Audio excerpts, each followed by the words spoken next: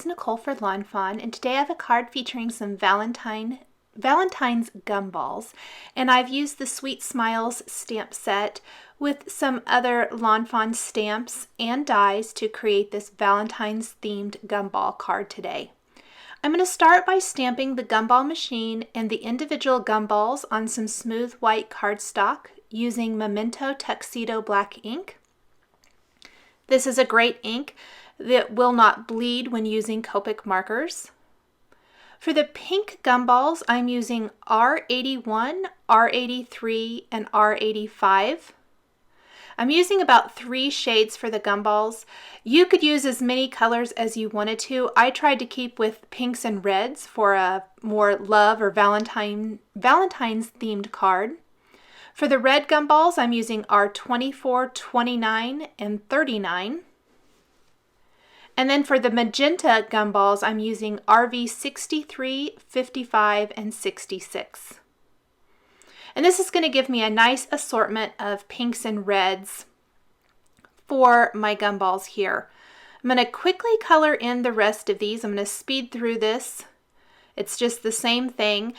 I purposely went one gumball at a time instead of trying to do maybe all the light pinks and then all the reds and then all the magenta ones, so that I didn't end up with any 2 gumballs of the same color next to each other. By coloring them each individually, I was able to make sure that no light pinks were touching, no magentas were touching, no reds. It doesn't really matter. It definitely would be okay if you did that. I just kind of think it looks a little bit more visually pleasing if they aren't. It gives a nice assortment of the gumballs. Finish coloring in these last 4. I definitely tried to keep my darkest shade where the gumballs touch one another, if possible, to give that illusion of some shadowing where they naturally would be a bit darker since they're next to another gumball. I'm also going to color in those 3 individual gumballs over to the right. I stamped 4, one of them didn't stamp very clearly, so I'll just be coloring in 3 of those with the same 3 color combinations. So there'll be 1 of each of those individual gumballs. You definitely don't have to do this. I chose to do 2. I'm going to have 2 laying on the kind of the ground or next to the gumball machine on the left side and 1 on the right. Once I have the gumballs colored in, I can color in the rest of the image. For the gumball machine, I'm going to stick to pinks this time.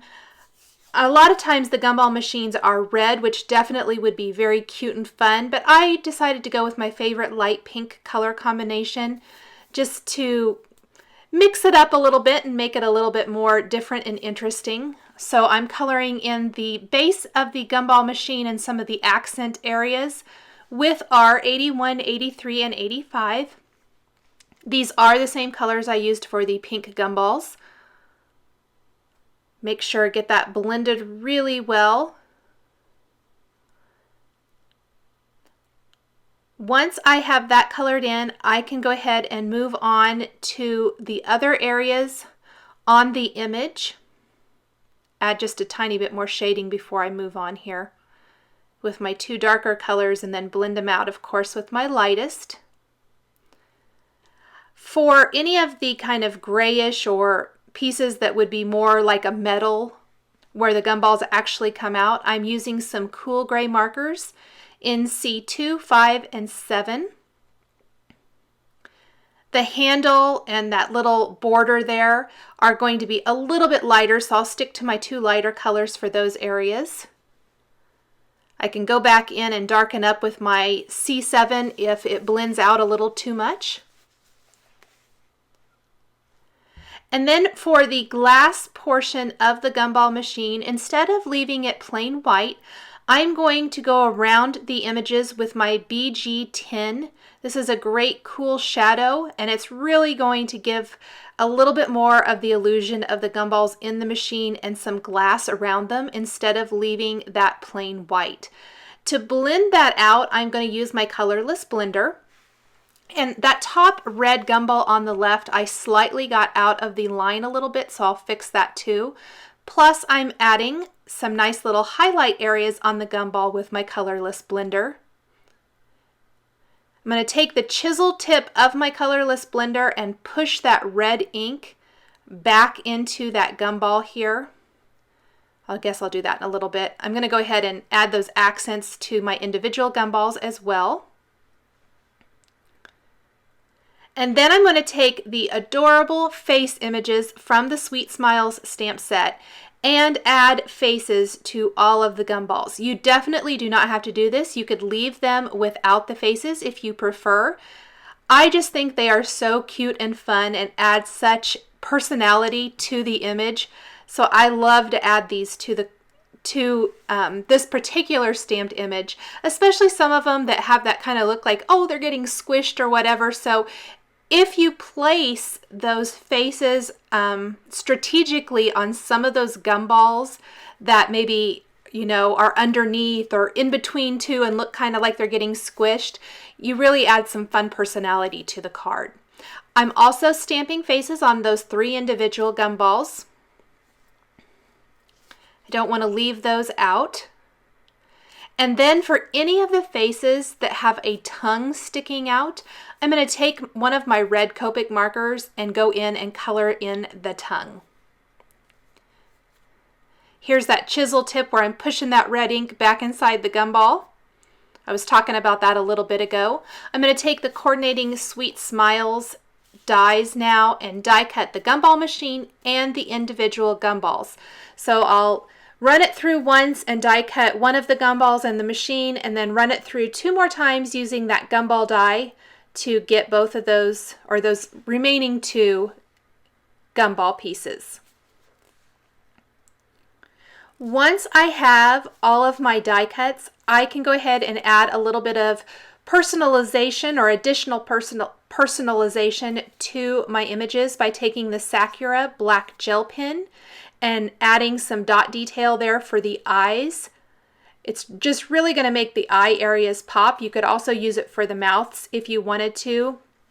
The black ink I used here, the black licorice ink from Lawn Fawn, stamped really nice and crisp, so I'm not going to worry about that. I'm also going to take the stitched border die there. You can kind of see along the bottom of the screen, and die cut a 2.5 inch wide by 5.5 inch long strip of watercolor cardstock with that on both sides to give it a nice stitched edge.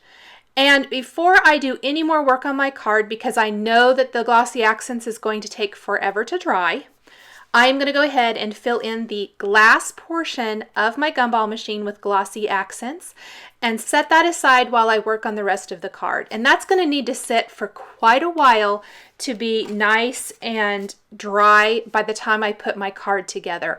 I would even recommend probably letting it sit overnight if you can. On this watercolor border that I have added some stitching detail, I'm going to apply some Festive Berries Distress ink to the very edge. Then I'm going to blend out with some Picked Raspberry Distress ink and finish with some Spun Sugar Distress ink. This is going to give a nice ombre effect of light pink to red.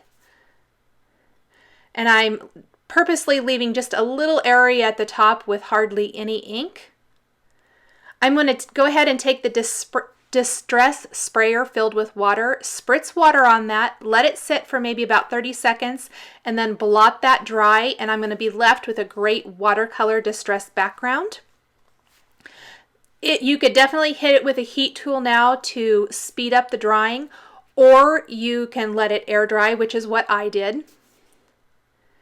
I am going to take the Tiny Hearts here stencil from Simon Says Stamp, and I'm going to apply all 3 colors of the distress inks that I used here on that strip, starting with my darkest color near the bottom, kind of following the same pattern that I used when applying the ink to that panel, and then the Picked Raspberry, and then the Spun Sugar.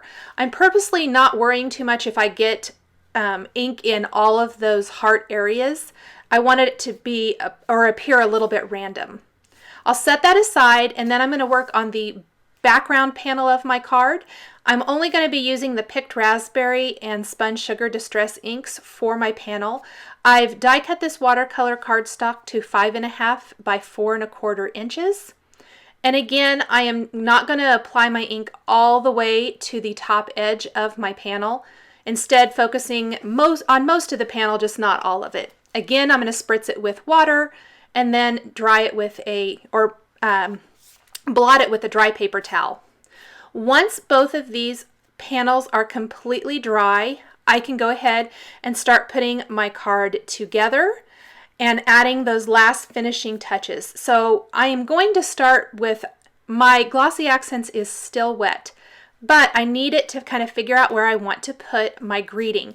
I'm going to use part of a greeting or the Happy Valentine's Day greeting from the Happy Everything stamp set, and also a greeting from the Sweet Smiles stamp set. So I'll start with the Happy Valentine's Day, and I'm going to ink that up with Lobster ink from Lawn Fawn, stamp that, and then I'm going to take the Plastic Flamingo ink up the You're So Sweet greeting from the Sweet Smiles stamp set, and stamp that right above Happy Valentine's Day so that my greeting reads, You're So Sweet, Happy Valentine's Day. I've die cut a couple borders from watercolor cardstock using the Stitched Scallop Borders die. This is the largest die from that die collection. I'm going to secure that on the top and bottom of my strip and then apply foam adhesive to the back of my strip, peel off all that backing paper, and attach that to my 5.5 by 4.25 background.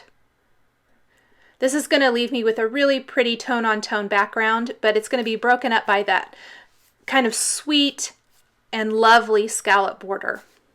Using some glue dots, I'm going to add those to the back of my images, the gumball machine and the gumballs themselves. I'm going to start with the gumball machine. Going to make sure I get that placed where it needs to go. Then I will add those medium-size Zots glue dots from Thermoweb behind the gumballs and attach those on either side of the gumball machine, peeking out there from the edges. I'm going to secure the whole panel now to a side fold card base from Simon Says Stamp, and finish with a sprinkling of clear and light pink sequins from Pretty Pink Posh to finish off this sweet Valentine's Gumballs card. Thanks for watching this video showcasing Lawn Fawn stamps and dies used to create a Valentine themed card. For more information on this project, please visit the Lawn Fawn blog. Thanks for watching, and we'll catch you next time.